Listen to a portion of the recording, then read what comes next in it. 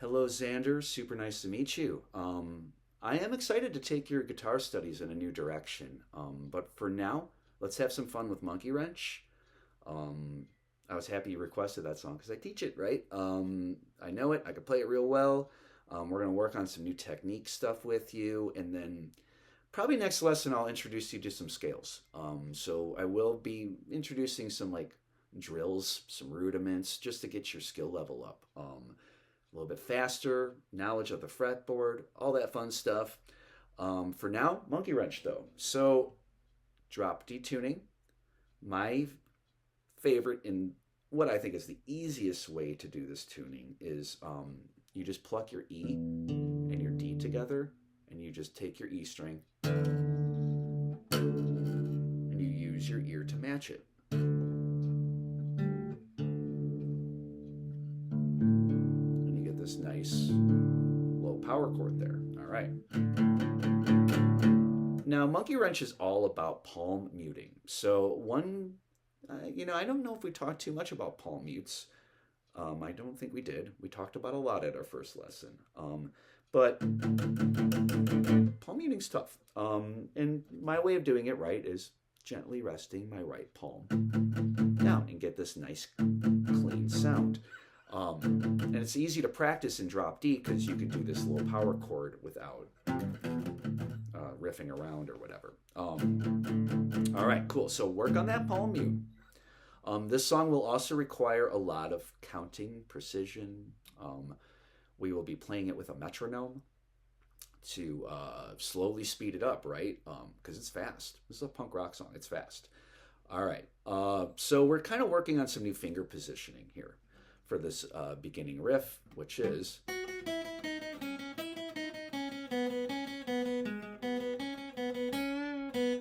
Now, I already like your fretting technique. Like I think your notes sound good. You're doing a good job with that pick going down and up, which as you know is the key to speed.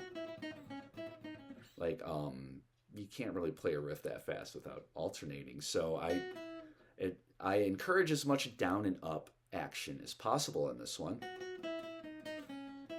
And of course I would count it like 1E and a 2E and a 3E and a 4E and a 1E and a 2E and a 3E and a 4E and a 1E and a 2E, 3E and a 4E and a, in like a 16th note pattern. Makes it a little easier to hear. All right, so working on some four finger techniques here. I'm a big fan of being able to use all four fingers equally, equal strength. Training that ring finger and that pinky to be as strong as your pointer and your middle. So here's how I want you to play this riff. You might remember, but reminders are never a bad thing. Okay, so pointer on 4, middle on 5, pinky on 7 of your B. All right, you go pinky, middle, pointer, pinky, middle, pointer, and then shift your pointer down to 2. So pinky, middle, pointer, down to 2. And now you're going to reposition your 5 fingers. Bring your pinky to 5.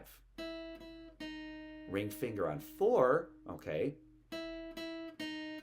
Pointer, open. All right, so back to starting position on 7.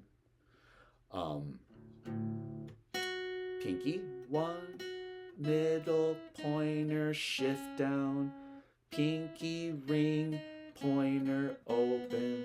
And then to end it, we do pointer on 2, open, over to pointer on 1 of G, back over to open B, back down to 2, open, and then we bend. A half step bend. So, cool. All right. And, this is just a great way to practice more of the technique that I'm going to have you work on, more proper technique. As well as, moving around and playing a riff in time and repeating it, right? So I'm going to get my metronome out here. And I want you to practice along with the video, rewind it if you want. And just understand that this is how you're going to get fast and tight and good, okay? Here, get this out here. You find a good tempo. I don't want to be too fast, right? So it'd be like 1E and 3E and a 4E. I like 100. All right, Zander. So it'll sound like this.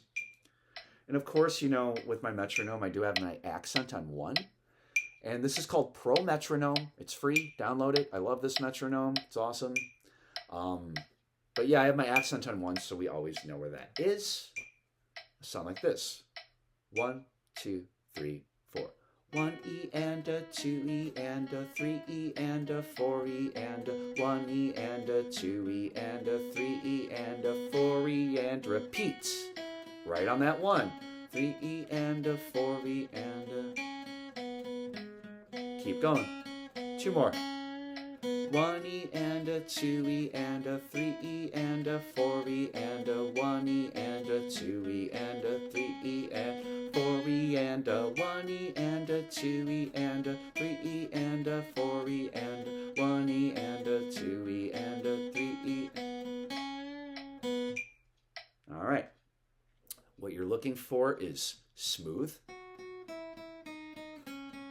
right? And then reshifting that riff right back on 1. So when you're back, that's always the hardest part for a lot of my students who learn this. So it's like back. All right, cool. So once again, metronome, common time, 4/4, accent on 1, 100 BPMs. Practice with the video, try it on your own.